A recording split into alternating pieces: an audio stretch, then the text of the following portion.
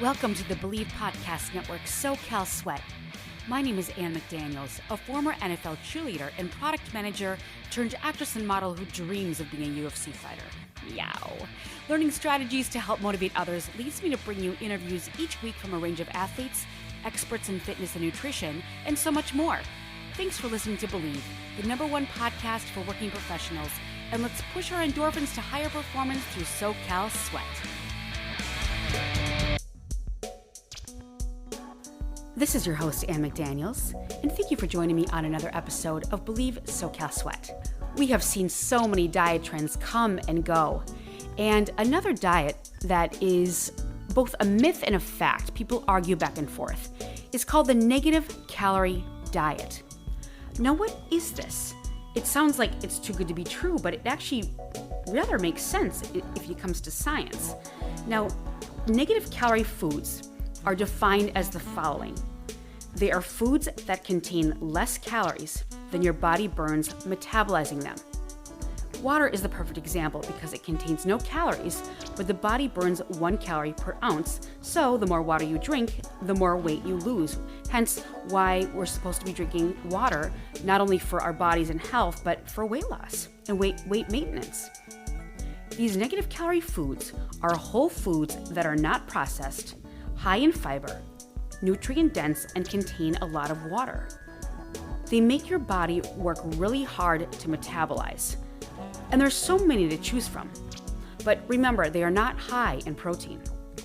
To define negative calorie foods again, because it can be quite confusing, negative calorie foods supposedly require more energy to digest and process than they actually provide to the body. Fruits and vegetables with high water content and few calories are marked as negative calorie. They're full of insoluble fiber or water content.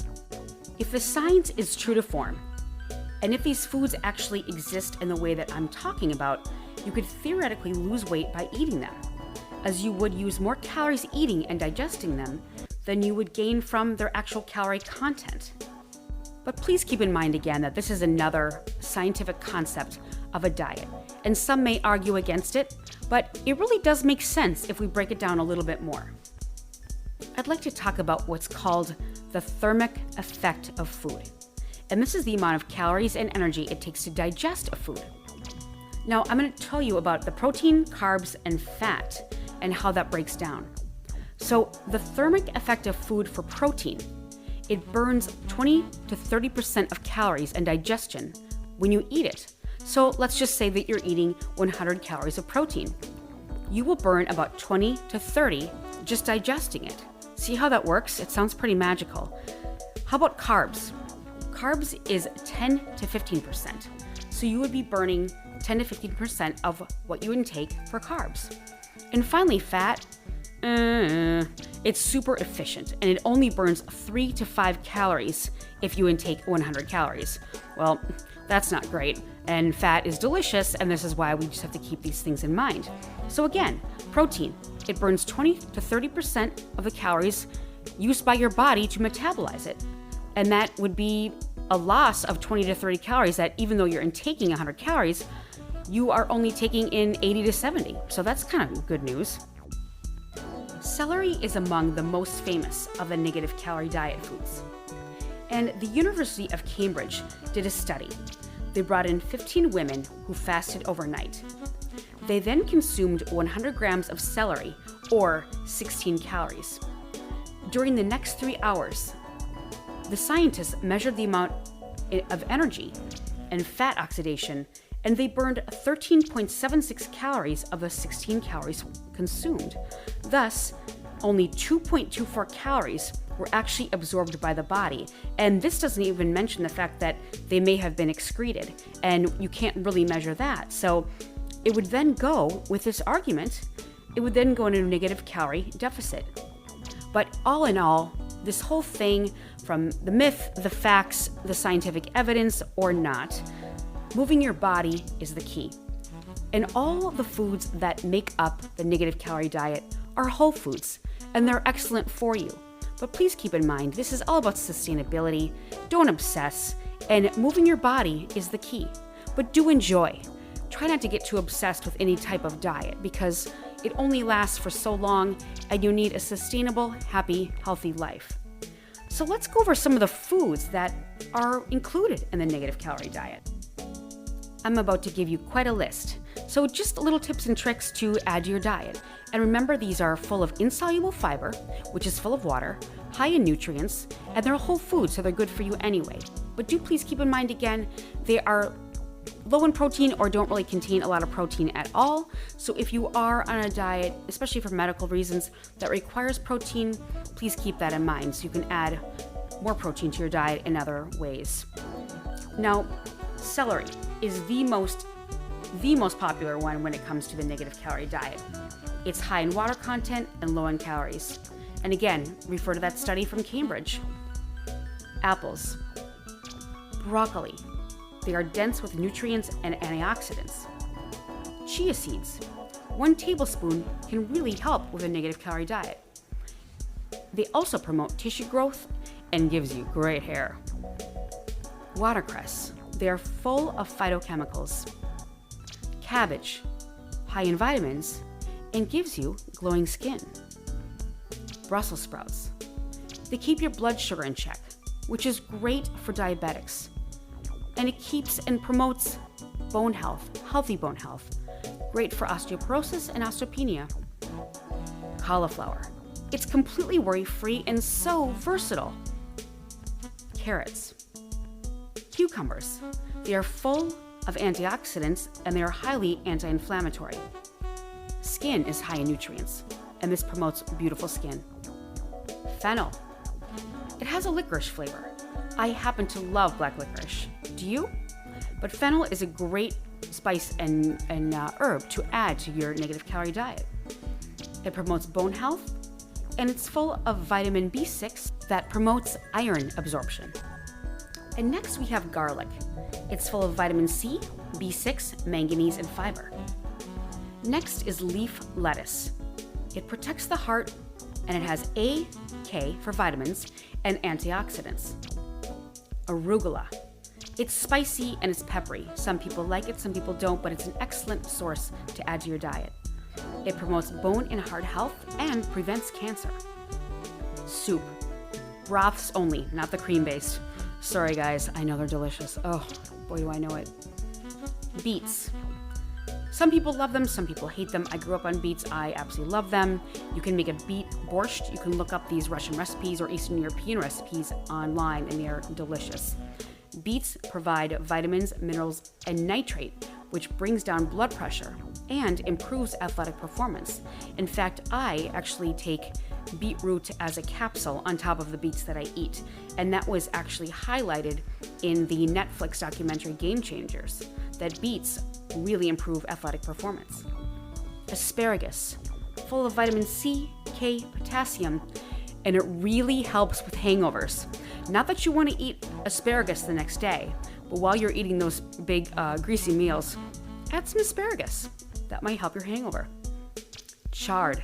Again, this is a big leafy green. It's full of nutrients, fiber, and it prevents kidney stones. Grapefruit. It's full of fiber, full of vitamins, minerals, and it's one of the lowest calorie fruits. I want to please make sure to caution you that grapefruit can sometimes alter certain medications.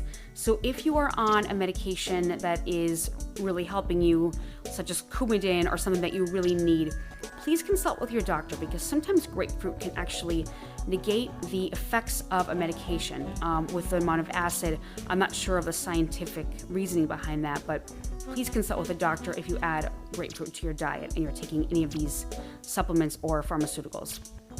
Next is kale. Delicious. It helps prevent diabetes, and it contains vitamin C, antioxidants, and helps the kidneys. And there's so many ways to make kale. Kale chips I've tried to make many times, and it has been a hashtag fail every time.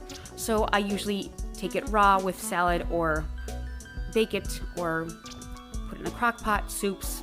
It is an excellent source for the negative calorie diet. It's packed with vitamin C and boosts digestion. An easy fix would just be to intake a big glass of water in the morning, which is always recommended, and add some lemon juice or just squeeze a lemon. That really helps with a negative calorie diet and really cleanses your body. The next one is the powerhouse of onion. It's full of fiber, folic acid. It contains no sodium, no fat, or cholesterol. It's an immunity booster and it promotes heart health. The next food I'm going to mention is very interesting to me, and that is the pepper. Red, green, yellow. They contain potassium, vitamins, and folic acid with all of their varietals. Now, please don't hate me, please don't hate me, please don't hate me. Tom Brady avoids peppers, and they are actually nicknamed as nightshades. Again, please don't hate me. I love Tom Brady, and I read his TB12 book, The TB12 Method, and he highlights everything that he avoids and intakes in his diet, among all the other things that he does that are so disciplined, but you can't be the GOAT without him. Sorry, guys. Again, don't hate me. I love Tom Brady. Why should he avoid nightshades or peppers? And why should someone else possibly do that? Well, nightshades or peppers can be problematic for people with autoimmune disease due to their amounts of lectin, saponin, and capsaicin. These are all compounds that actually have a high potency in nightshade vegetables, which are like eggplants, peppers, all of those. All plants and animals contain some sort of lectin, but if you are suffering from an autoimmune disease, this would certainly be something to avoid. But for the rest of you, nightshades and peppers are great for the negative calorie diet. The next one is the papaya. It has tons of medicinal properties, and it's full of antioxidants. It also protects the skin. And you may have noticed that there are many papaya face masks out there, which promotes beauty and beautiful skin. And if you intake the papaya, even better, because it goes from the inside out. The next one are radishes. Some people love them, some people hate them. I happen to love them. They're really, if you thinly slice them and add spices and spinach and add them to your salads, it's really delicious. They're full of vitamin C, antioxidants, and they have anti-diabetic properties. The next one is spinach. Just think about Popeye. Full of vitamins, folate, and again, spinach gives you glowing skin. The next one, delicious strawberries. They're full of potassium, vitamins, sodium, no fat, cholesterol-free, and promotes skin health and immunity. And strawberry ice cream, I learned, is the #1 flavor in America. I'd be surprised. I would definitely take chocolate. Strawberry would be my last choice, but I do like strawberries as a fruit. Next are snap peas. They're full of beta-carotene, potassium, and vitamins. Truly delicious. Tomatoes. They're versatile, full of vitamin C, fiber, lycopene, which promotes eyesight and makes your bones stronger. The next one is quite a powerhouse because it packs 95% water, and that is watermelon. Just a little share, maybe too much information. My ex-boyfriend was a model and he was preparing for a shoot. And a lot of times we as models just sort of change our diet 2 to 3 days before the shoot so that we're shredded, like completely shredded. And again, folks, remember that there are many diet tricks as models. No one is perfect. We are not perfect. There is Photoshop involved. And when you diet down, it's not a healthy or sustainable lifestyle. So anyway, he had eaten watermelon 2 to 3 days prior to the shoot to look shredded.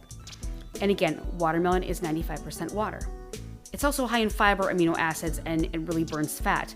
But back to the modeling job, he not only took the watermelon with 95% water for 2 days, but once he got to the shoot, he spent 95% of his time in the bathroom.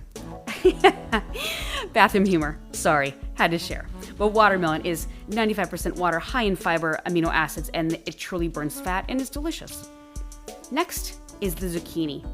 It's high in water content, low in calories, and just a little tip, there are more nutrients in the skin. And you can do so many things with zucchini. You can make pasta, breads, and there are different kinds, the white, the dark, and it's really delicious and versatile. Next are just adding herbs of basil, dill, so many others. Spice up soup flavor so you're already getting these herbs that are in the negative calorie range. The next one is chili peppers. Oh, these are fabulous with all their colors and the amount of spice. Well, these are actually really good for you as well. They speed up metabolism. The green chilies are great. It prevents blood clots and makes your heart very, very healthy. So add chilies unless you have any kind of blood pressure that if the capsaicin rises may not be good. But delicious, spicy. Some people love spice, some people don't. But if you like Chipotle, add that chili. Mushrooms, full of zinc, magnesium, minerals, coppers, riboflavin for healthy blood cell count. And how about ginger? We see this so often in traditional medicine in other countries. It's in teas. It offers relief from inflammation and lowers blood sugar. So if you suffer from any of these, it might be good to just add ginger to your diet. And there are a lot of desserts that have that. And or drink some tea at night of the ginger tea. The next one is jicama. It's high in fiber and it's a great substitute for potatoes. It's prebiotic and it balances your blood glucose. The next are those cute little clementines. Cuties. I love the Cuties brand. They're full of vitamin C, antioxidants, minerals, good sugar, and protein. And oatmeal. It's filling. It's a protein that you can add to the negative calorie diet. And again, as we said before, protein is lacking, so oatmeal might be great with this, and it's versatile and tasty. Some other things I didn't mention are broccoli. Broccoli has 31 calories per cup and is actually 89% water. And a few other foods mentioned from other sources are blueberries with only 84 calories a cup. And imagine what your body takes to burn that. Also potatoes. They also contain 58 calories per cup. Raspberries, 64 calories per cup. And salmon contains 121 calories and 17 grams of protein, so you can really calculate that. Also chicken breast, plain Greek yogurt, whole eggs, and pork tenderloin. Now the next one's kind of funny as well. This is calories used to chew gum. Some people wonder if the energy expended during gum chewing could help contribute to a food being in a negative calorie deficit. A limited amount of research has shown that chewing gum increases the energy your body uses by about 11 calories per hour. But please don't chomp or smack your gum in my presence. I will hit you. So annoying. I know myself, I always have a piece of gum in my mouth, and when I'm on camera, I always get told by the director, get the gum out of your mouth. And then I put it inside my mouth, like way up near my molars, and it alters my speech, and then I get in trouble again. But I do like having gum just because I like to keep my teeth moisturized during the day to promote healthy teeth. And finally, the mecca of the negative calorie food diet and just overall health in general, as everybody should be doing, is intaking water. Again, it's the perfect example because it contains no calories, but the body has to burn 1 calorie per ounce. So the more you drink, the more weight you lose. And the colder the water is, the better. But some people argue against that because some people take it in the morning, hot water with lemon, and that is supposed to boost metabolism as well. So these are just some tips and tricks to add to your diet in the myth or fact of the negative calorie diet. And again, please be cautionary on things that I mentioned, such as the nightshade peppers, the grapefruit, anything else that could possibly alter anything that's going on in your body with autoimmunity, a medication, or anything else. And do again, please remember that these are low in protein. Now, finally, one more thing, gluten-free. Now, gluten-free has so many pros and cons, and it started because people have celiac or Crohn's disease, and gluten-free was very dangerous for them. But the food trends have gone gluten-free all over the board. And I look at the whole fact, and I broke it down via Rocco DiSpirito, the chef. He says to avoid gluten since it's naturally high in calories. If you eat gluten and you want more of it, it actually makes you an addict, so you tend to overeat. It shuts off leptin resistance, which is the hormone that tells you that you're full. Gluten actually shuts this off, so you have more control over your portions and how much you eat. And a final myth as far as people going against the negative calorie diet. One dietitian had said, we can never assume our body is so bad at digesting things that you'll actually be losing weight by eating food. It just doesn't make sense. However, it is great for dieting while keeping you in a caloric deficit, high in vitamins, and it keeps you full. But again, please don't obsess. Always think of sustainability and in your lifestyle. You want to be happy and healthy. Obsessions are not good. and always incorporate physical activity. I'm going to add some recipes and books to the notes. It has been such a pleasure to bring you to another podcast, and I really appreciate all of you for listening. So again, this is the Negative Calorie Diet. Take it as you will. It just gives tips and tricks for another way to be healthy, incorporate or not incorporate. Thank you again so much for joining me on another episode of SoCal Sweat, and I'll see you next time. We appreciate you for listening, and please subscribe and rate the show on iTunes. You can also listen on Spotify, Stitcher, Google Play, Luminary, Tuned In, or at Believe.com. You can reach out to me for any questions or topics you'd like covered on the show at Ann McDaniels or at Ann McDaniels Actress. And I'll see you next time on SoCal Sweat.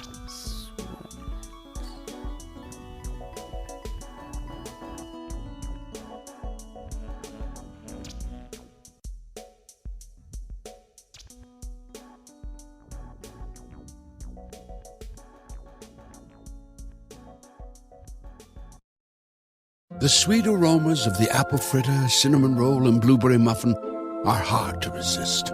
So making it the rest of the way home without reaching in your McDonald's bag is no easy task. But nothing worth doing is easy.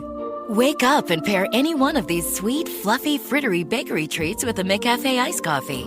Get any size and any flavor for just 99 cents until 11 a.m. Price and participation may vary. Ba-da-ba-ba-ba.